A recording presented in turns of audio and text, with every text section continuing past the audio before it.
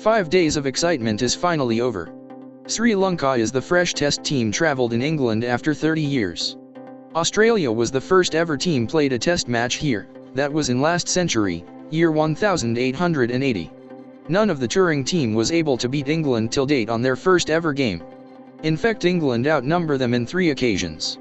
Australia, West Indies, and India are the team who stood in receiving end. Draw here is a huge step as a rising cricketing nation like Sri Lanka. Wetthimuni was able to break 104 years old record here.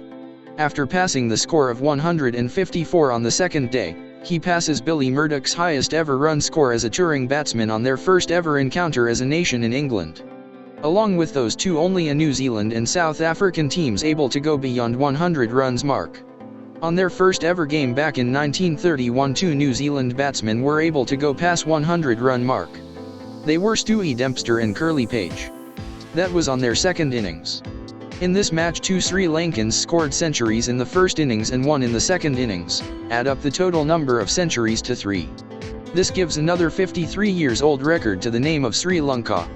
In 5 occasions, hosting team welcomed the visiting team by scoring a century against them. This was broken when Douglas Jardine had to stop at 85 not out. And it was a low-scoring game overall against Pakistan. But Lamb starts that tradition after 53 years of silence. By scoring a century, Alan Lamb was honoured to join the elite group of the batsmen who scored 4 centuries in one English summer. Lamb scored 3 centuries against West Indies in addition to the single century here. Herbert Sutcliffe was the first in the list by doing this against South Africa in 1929. Don Bradman was the only overseas player. He included a triple hundred and 2 double hundreds to his collection and scored a world record of 974 test runs in the series, which is an unbreakable record till today. Last time this was done by Dennis Compton, 37 years ago, against touring South Africa. Jones 4 was the 5th best as the highest wicket takers list in country's first game in England. South Africa's Bert Vogler was the top performer. In addition to him, 2 other took 5 wickets hauls.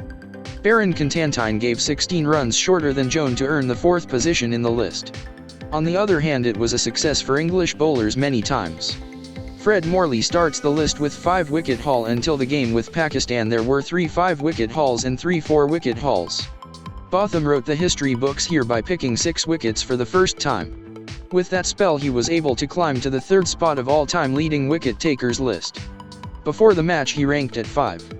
After taking the wicket of Sidath of the second innings he tied with Truman at 4th position, then walked past him after bowled out Ranjan, then he tied the 3rd place with Gibbs after Diaz and soon after overtake him to keep that place alone, once dismissing Arjuna for a duck.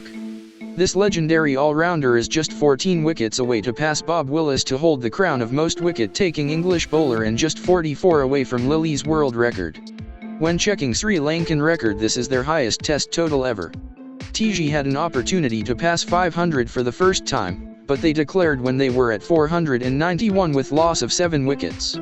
In their second overseas tour they scored 454 against Pakistan at Faisalabad, which was their highest up to today.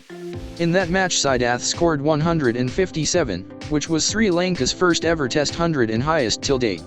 So he got the privilege to break his own Sri Lankan record in this match. By scoring 111, his personal best and first ever test 100 by a Sri Lankan captain, Duleep Mendes was able to climb to number 3 in the list. Overall this is his 3rd century. With Amal's century in the second innings, Sri Lanka managed to go past 8 centuries in their 11 games till today.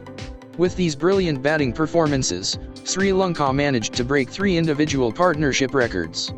Firstly, Sidath and Arjuna's 148 for the 4th wicket breaks the previous best of 49 between Susil Fernando and Ranjan Madugal against New Zealand at Christchurch in 1983. Soon after that, 150 runs partnership for the 5th wicket breaks 130 runs partnership of Ranjan Madugal and DS De Silva's record against New Zealand at Wellington on 1983. On the second innings, opener Amal Silva and skipper Duleep built 138 for the 6th wicket to erase the record of unbeaten 109 between Arjuna and Ranjan against New Zealand at Colombo CCC at 1984. And of the current match, Ranjan lost his name in 3 records. And another notable thing is in the current list from 1 to 5, can see Sidath's name. Duleep got himself out just 6 runs short to his 100 in the second innings. if he reaches that he could be able to join 100 in each innings club for the second time. But his dismissal opened him a door to another marvelous elite club, a club of 190. Englishman, Paul Gibbs was the pioneer of this club. He opens this account due to his performance in 1938 against South Africa. Lots of legends got a seat in this club, including Cowdrey, Hanif Mohammed, Sobers, Boycott, Zahir Abbas etc. Before Duleep, Alan Border entered to the club by scoring 98 and 100 against West Indies, just 5 months earlier. Unfortunately, Border was not out in both the innings. Before Duleep there were 17 occurrences as such, so he is the 18th in this list. That is the interesting stories of records. Let's watch quick interview of captains, just after the 5th day play before we proceed to remaining warm down games. Peter West at the end of the match. You must be very proud of the good cricket played here by your side. Yes, certainly. I'm very proud of my side and they performed really well. We never expected this to happen, but I think they performed very well. David, what would you like to say about the Sri Lankan performance? Well, they've obviously done themselves proud, as you say. They've come across not expecting to win, not being expected to win by anyone in this country, really, and they've proved that they can play some very good cricket. We found we had a very good pitch there, which unfortunately I gave them first use of, and right, they took full advantage. You had 11 players only, no flexibility on the morning of the match, 4 seamers and 1 spinner. Humid morning, it seemed natural, no doubt, to put them in first. Well, it wasn't totally natural. It wasn't that an easy decision to make. It was obviously under the assumption that the ball would swing a bit, and it didn't, so it rather fell flat, I'm afraid. Julie, one last word. I'd like to keep David for one extra word. You must feel that you've made your point, and the next time you come back for a short tour, you're going to get 3 test matches. Yeah, I think that's tremendous because 3 test matches will do a lot of good for Ceylon cricket. You've done a lot of good already here. Thanks very much indeed. Glad to go and celebrate with your boys. David, thanks a lot, Julie. David, can I have an extra word with you? You've had quite a year, haven't you? I mean, you were captain in Pakistan, you took on the captaincy, you made 2 big hundreds, everything went well. Then you got food poisoning, was it? Blood poisoning. Blood poisoning, yes. Blood poisoning. Wasn't the best. Fire and brimstone. A lot of people had this sympathy with you during the West Indies test. And the last thing you wanted to happen here was to be on the wrong end of this. Well, yes, I said just now we were expected to win this, so we were expected certainly to have the upper hand. And in that respect, I suppose we let ourselves down a bit, we've let the public down who were expecting that. It's been one of those summers. It's the understatement of all time. How do you react to the fierce criticism that you and the England team have had in the media, particularly for the batting performance on Saturday, when it was suggested in one paper that your fee of £1,500 might be withheld with justice? Yeah, so we tend to ignore things like that. It's obviously when things don't go well. The obvious thing is to criticise or complain a bit. Hopefully it's constructive. And you obviously don't expect to get praise for doing things not very well. I suppose Saturday was disappointing as much for us as for the people watching. Mainly because 2 players that were in there weren't really finding their touch. When things happen like that, it is unfortunate, and it doesn't reflect well on anyone, but simply when people are out of touch like that, it makes it very hard for them to push it along. What about the out cricket? How do you react again to criticism that you're a bit too laid back and casual, and that you let things drift? But I've had that criticism ever since I started playing first-class cricket, and previously it's been applied only to my batting. Now that it's been applied to captaincy as well, all I can say is the same thing, namely that what goes on inside my head is obviously far more than people appreciate. And we all have our own styles, our own ways of life. I think it'd be possibly a mistake, or it would be acting if I changed now.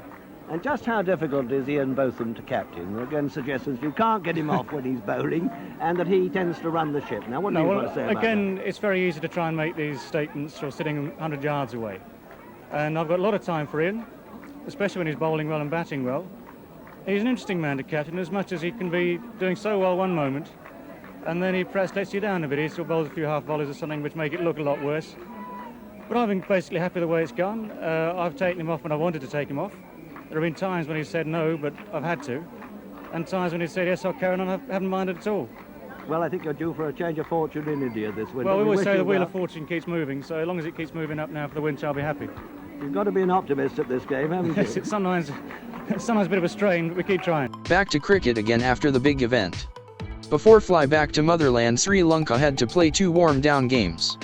So team went to Edgbaston, Birmingham to play a 3-day match with Warwickshire on August 29 till August 31. Sri Lanka made 5 changes after the test match. They rested Siddharth Wedamuni and skipper Duleep Mendes after the lengthy innings at Lord's. With them they sent 3 ace bowlers Ashanthi Amal, Vinothan John, and DS de Silva to bench.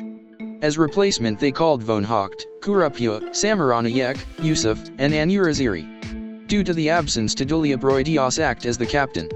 Sri Lanka batted first and in 92 overs they scored 301 runs after losing 7 wickets. Amal Silva continued his form and scored massive 161 runs not out. Vouge scored 48 runs and he helped to build 163 runs for the first wicket with Amal. Ranjan and Ravi scored 20+ runs. Morden took 3 wickets. Warwickshire came strongly in their innings. In 67 overs they scored 242 for 3 and asked Sri Lanka to start their second innings. In their innings Dyer scored 80 and former West Indies batsman Alvin Kalacharan scored 79 not out. Anusha took 2 wickets. In the second innings Sri Lanka went for some quick runs. Amal and Marlon scored 70 and 75 respectively and built another century stand, 120 for the first wicket.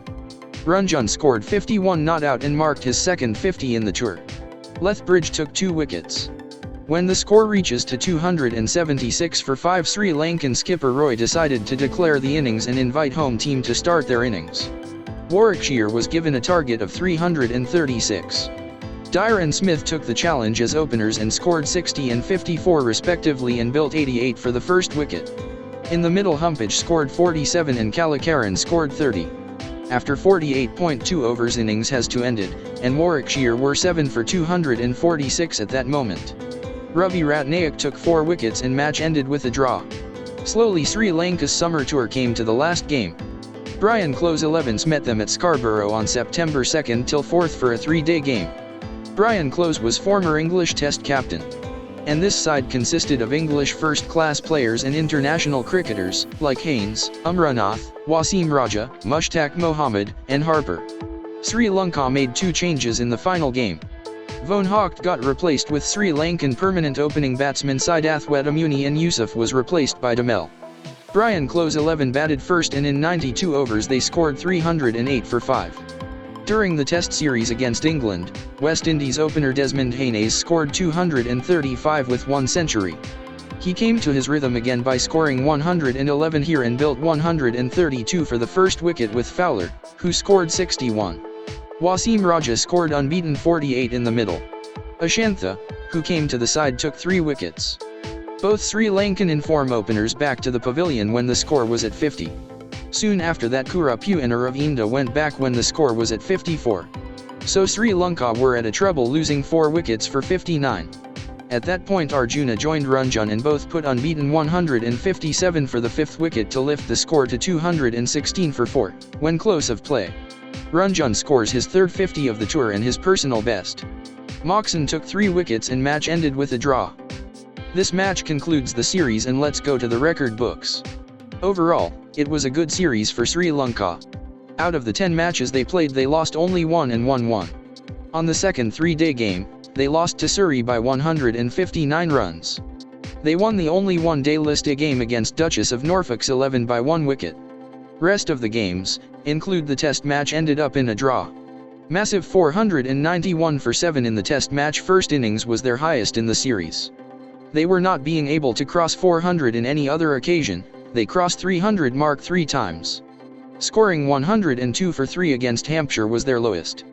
But in the game against Surrey, they all out for 105. On the other hand Kent put 420 for 5 for their second innings to come out from the danger zone. In addition to that 4 occasions opposition party scores 300+ runs against Sri Lanka. Gloucestershire's 116 for 6 was the lowest. And again Kent, in their first innings bowled out for 182. In the series Sri Lankan batsmen scored 6 centuries. Out of that 3 were scored in the Test match. Siddhartha's massive 190 was the top in the list. Amal's 161 not out against Warwickshire was the only other instance a batsman passes 150 runs mark. In addition to these 6 centuries, they scored 17 50s. This count has been divided among 9 players. On the other hand, English teams scored 7 centuries in 1950s. Derek Aslet's 221 not out to safeguard Kent was the one and only double century in the series. Only Test 100 was scored by Alan Lamb. Last century of the series has been scored by Desmond Haynes. Good series again for Vinothan John. He took 3 5-wicket hauls. 58 for 6 against Gloucester was the top performance in the series. Other than Vinothan, only DS De Silva managed to took 5 wickets haul. Not much help for spinners, yet Eddie Hemmings took 7 for 47 is the series best. Botham delivered great spell at Lords and took 6. No one else make any 5 wickets hauls other than those 2 occasions. Vinothan's 7 wickets was the series best for Sri Lanka. It too happens in their only losing game. He did the same display again in the match with Gloucester. 3 English bowlers took 7 wickets each in the match. Overall, Sri Lankan batting lineup clicked. 190 runs for the first wicket is the series best. Sri Lanka managed to build century stands for wickets from 1 to 7, except for the second wicket. Unfortunately, they declared the innings against Gloucester when second wicket stand reaches to 96. Surprisingly, number 100 runs partnership for the second wicket against Sri Lanka as well. But they managed to build a century stand for the first wicket and for the wickets from 3rd to 6th. Only Sri Lankan vice-captain Roy Dias played the entire series. But he never able to score a single 50. With the massive scores after the test match, Amal reaches to Sri Lankan number 1 batsman, with 558 runs. Siddharth was the only other player past 500 mark. Duleep, who rested last 2 warm-down games, and young Arjuna went beyond 400 marks. School cricketer Aravinda got a good start, but towards the end of the series he starts failing. Amal acted as the wicket-keeper most of the time. But with or without the gloves he was a sharp fielder. He took 10 catches as a normal fielder. Also he scored 2 50s and 2 centuries, which given him the golden ticket to reach to number 1. With a century and a 50 in the test, Duleep added the count to his 2 first-class 50s. Arjuna scored 103 50s. Siddharth scored 1 first-class century and a 50 addition to his memorable Lord's innings. Young schoolboy Aravinda starts the series with 3 50s. Bowling department heavily dominated by the medium-pace men. Just like the New Zealand tour, Vinothan showcase his capability by taking 26 wickets. Ashantha, again, had a good series in English pitches by taking 19 and Ravi took 12 wickets. From the spin department it was only DS De Silva. Rest of the spin clan had a difficult series. Both Anuraziri and Yusuf took 1 wicket each. Vinothan John playing on his peak. He took 5 wicket hauls in 3 occasions. In addition to that he took 4 wickets in the test game. Ashantha took 4 wickets hauls twice, including the test match. Like in the field, Amal Silva lead behind the wicket. 7 wickets as a wicket keeper, added his total catch count to 17. Brendan took the one and only stumping in the series. Guy had to fly back to Sri Lanka after the injury, took only 3 catches. Team Sri Lanka running short of test matches, despite of their recent performance. They has couple of one-day series in between, but they played their next test only after a year. That is August 30th, 1985 against India. Due to this gap, 2 Sri Lankan bowlers not being called to play at tests again, they were DS De Silva and Vinothan John. So, technically this is their last test appearance. DS De Silva was a member of the first ever test match in 1982. He is the number 7th test cap for Sri Lanka. He starts his test wicket count by taking the golden boy Gower, and Richard Ellison was his last victim. DS played all 12 tests for Sri Lanka so far. He acts as main all-rounder. With the bat including 2 50s, he scored 406 runs. Both his 50s he scored against New Zealand in New Zealand. He was the second Sri Lankan test captain. He leads Sri Lanka in New Zealand 1T 1983 for 2 tests but lost the both games. 1982 Pakistan tour was his personal best in bowl. His best figures in an innings 5 for 59 and best bowling in a match 162 for 9 he achieved in the given series. Overall he took 37 test wickets and his 9 wicket in a match was Sri Lankan best till date. His 2 partnerships with Ranjan Madugal for 7th and 8th wicket were Sri Lankan records till today. In addition to all records he took 5 catches. DS De Silva should have done better than that. But Sri Lanka was not among test nations during his golden age. He was able to play a test towards latter part in his career, but he justified to his last days of cricket as a true Sri Lankan. Vinothan John was the test cap number 20th. He played his first game against New Zealand at Christchurch on 1983 under the captaincy of D.S. de Silva. New Zealand opening batsman Glenn Turner was his first test victim and English team's number 10, Pat Pocock, was his last test wicket. He played 6 test matches in his tenure, out of that 5 against New Zealand. With the bat he scored 53 runs. Sri Lankan record of 60 runs for the last wicket with Jayantha Amarasinghe was a record till today. With the ball he took 28 wickets with 2 5-wicket hauls. 159 for 8 is his best figures in a match. He demonstrate brilliant performance in his short career. It's unfortunate he had a short career, main reason for that is a smaller number of test opportunities for Sri Lanka. That concluded the series. Sri Lankan team returned to motherland on September 8, 1984. 3 teammates, Aravinda, Vouge, and Amal stayed in England till late of the month. For the Sri Lankan team, Cricket Board gave a reception at Shugathadasa Stadium on September 10. Not only that, man of the match in Lords, Siddharth Wedamuni was recognised by Wisden as top 5 players of the year. Along with him New Zealand batting meshing Martin Crowe, West Indies player Larry Gomez, and 2 English first-class cricketers, Jeff Humpage and Jack Simmons, was awarded. This is the first occasion a Sri Lankan cricketer was recognised in such a big stage. That concludes the series. Sri Lanka completes the tour as a memorable one. Lords was England's cricketing heart, but Sri Lankans show them who are the real Lords. Lions just 2 years old. Within that period they struggled a lot to stand on their feet. This game gave them enough oxygen to jump few steps forward. After this tour they demonstrate the world they not weak anymore. Still very young, but after all Lions are Lions.